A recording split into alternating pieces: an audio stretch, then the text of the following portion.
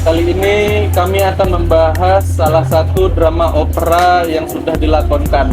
Namun sebelum itu izinkan kami memperkenalkan diri terlebih dahulu. Di sini saya Vito Dian Andra Sibi sebagai host dan bersama 3 teman saya. Boleh memperkenalkan dirinya? Ya, saya Nanti Baroka sebagai narasumber. Saya Puri Purwitasari sebagai narasumber. Saya Lita Ardiani sebagai narasumber. Oke, di situ. Di sini saya bersama 3 teman saya. Bagaimana kabarnya hari ini? Sehat ya? Ya, alhamdulillah. Alhamdulillah. Oke, langsung saja kita bahas. Jadi drama yang akan kita bahas kali ini yaitu drama opera yang berjudul Ikan Asin. Nah, drama ini disebut juga sebagai nyanyian buaya yang liriknya diciptakan oleh Bertolt Brecht dan Henrian Tierno. Nah, komposisinya itu oleh Kurt Weill dan diaransemen oleh Vero A. Stefanus. Nah, buat kalian yang belum tahu, ini dia videonya akan kami tampilkan. Cerita tentang Megit alias Mat Piso, si raja bandit dari Batavia. Bergigit tajam bagai buaya, moncongnya kuat, nekat perkasa. Satu gertakan musuh berjatuhan, pisaunya jarang digunakan. Suatu saat ekornya merah, setiap saat darah bisa tumpah, tapi tangannya selalu bersih. Matanya bening, lembut sekali. Dirimu yang ku tersembunyi, ujung bangkai mengabaikanku. Apa penyebab kematian ini? Siapa pembunuhnya? Tanya Megit. Di pagi minggu yang cerah, sesosok tubuh mendapat di satu sudut, bayang menyelinap. Kalau bukan Megit, siapa lagi?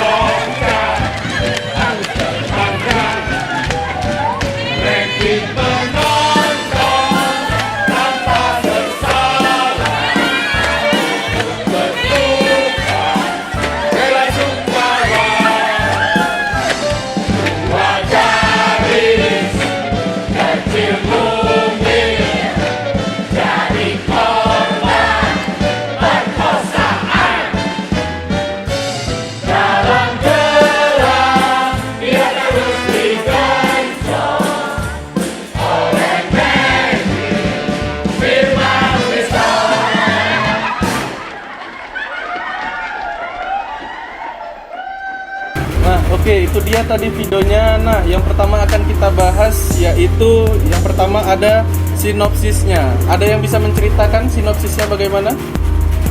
Silakan. Jadi saya akan menjelaskan sedikit sinopsis dari drama opera yang berjudul Ikan Asin ini. Nah, drama ini menceritakan tentang dunia kelam di Batavia pada zaman kolonial Belanda. Dunia kisah ini dipentaskan pada tahun 1728 di London, yang berjudul Lakon di Bright Cross Opera atau The Threepenny Opera. Selanjutnya, pada tahun 1928 judulnya berubah menjadi opera Ikan Asin.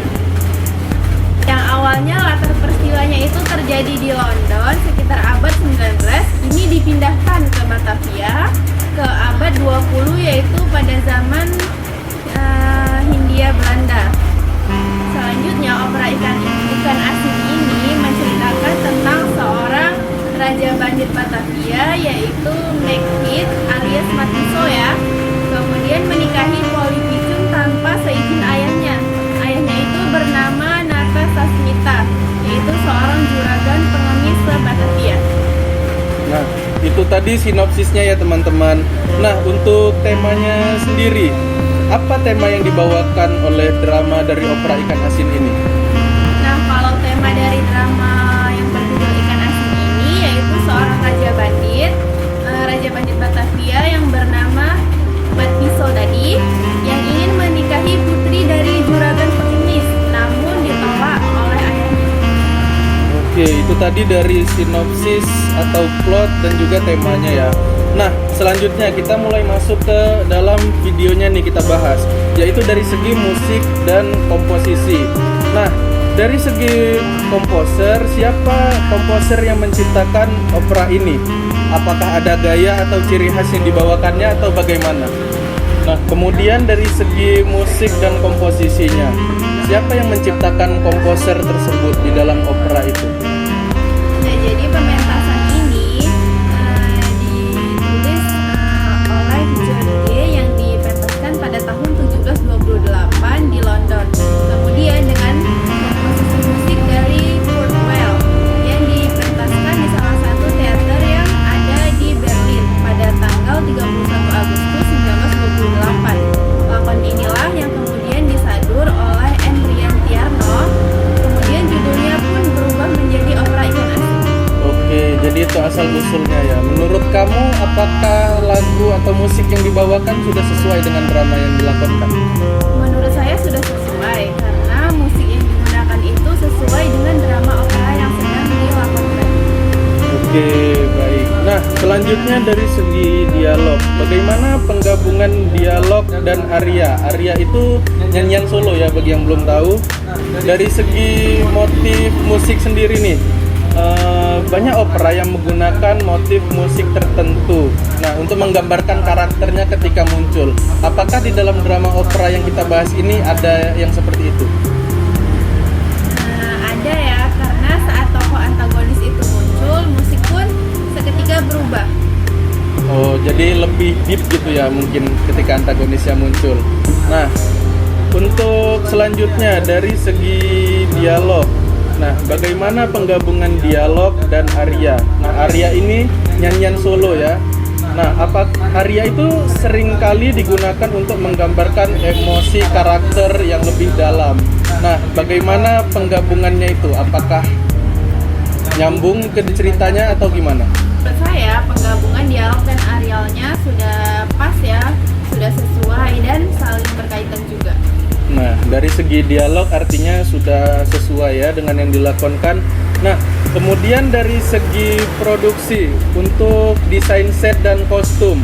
Nah, apakah desain set dan kostumnya ini sudah sangat menggambarkan kejadian yang terjadi di dalam lirik tersebut?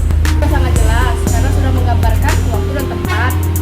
Karena terlihat jelas di dalam video khasnya itu bahwasannya kehidupan masyarakat di pesisir, terus juga ada tempat untuk menggambarkan lingkungan pesisir seperti di tempat nelayan dan tradisional lainnya.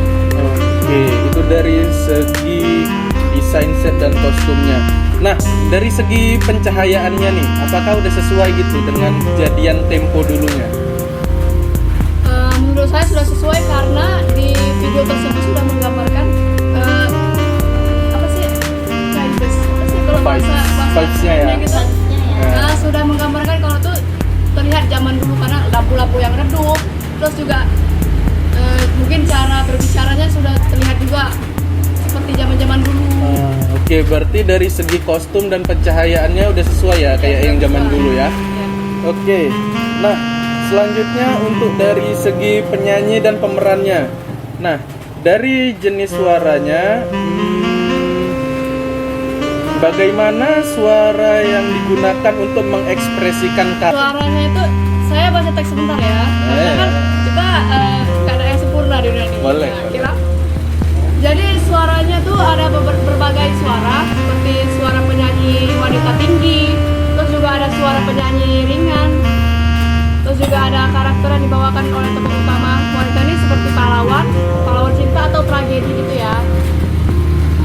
Jadi suara pria tinggi ini suaranya mungkin tinggi, terus juga ada suara pria sedang itu suaranya agak dilembutin sedikit biar sedang gitu, jadi sedang gitu ya. Terus juga ada suara rendah. Suara rendah ini dapat diasosiasikan dengan kehangatan, kegembiraan, dan lain sebagainya. Oke, berarti dari segi penyanyi udah jelas ya, udah sesuai. Lalu selanjutnya dari segi tata suara dan orkestra. Nah, penggunaan instrumen, beberapa opera memiliki instrumen tertentu yang berfungsi menggambarkan suasananya. Nah, di dalam opera Ikan Asin ini, apakah ada instrumen tertentu yang menggambarkan suasana dari karakter tertentu? Mana? Ada, karena tokoh antagonis muncul suara pun ikut berubah. Oke, jadi lebih menyesuaikan dengan karakter yang muncul ya. Nah, kemudian dari segi jenis opera. Nah, opera ini kan ada opera modern, ada juga opera yang lama atau tradisional, atau bisa juga kita sebut dengan opera kuno.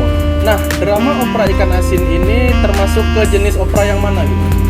Kalau menurut saya opera Ikan Asin ini termasuk yang lebih ke kuno nggak sih? Lebih ke kuno ya? Bahasanya itu kan kayak agak terlalu baku gitu, nggak seperti yang Ya, karena pun dramanya terjadi di tahun 19-an masih ya. Iya. Jadi masih termasuk tergolong tradisional gitu. Pentasnya pun juga kan kayak zaman-zaman dulu. Nah, lalu selanjutnya dalam konteks sejarah, apa latar belakang sejarah atau budaya dari opera tersebut? Apakah ada kejadian apa yang bisa mendasari pembuatan dari opera tersebut? Baiklah, untuk latar belakang dari opera itu sendiri, latar belakang sejarah dan budaya drama opera Ikan Asin ini adalah Batavia abad ke-20 pada masa Hindia Belanda. Drama ini bercerita tentang Raja Bandit Batavia, Menkit alias Mas Pisau, yang berkehendak menikahi putri seorang juragan pengemis. Namun, sang juragan menolak mengancam akan mengacaukan upacara penobatan gubernur jenderal. Oke, itu tadi dari konteks sejarahnya. Nah, selanjutnya dari segi pengaruh pada musik dan teater. Bagaimana opera tersebut berpengaruh terhadap perkembangan seni musik dan teater? Secara tidak langsung memiliki pengaruh yang signifikan terhadap perkembangan musik secara keseluruhan dalam opera ini. Oke, baik, itu tadi dari segi pengaruh musik dan teater terhadap perkembangan dari seni musik dan teater.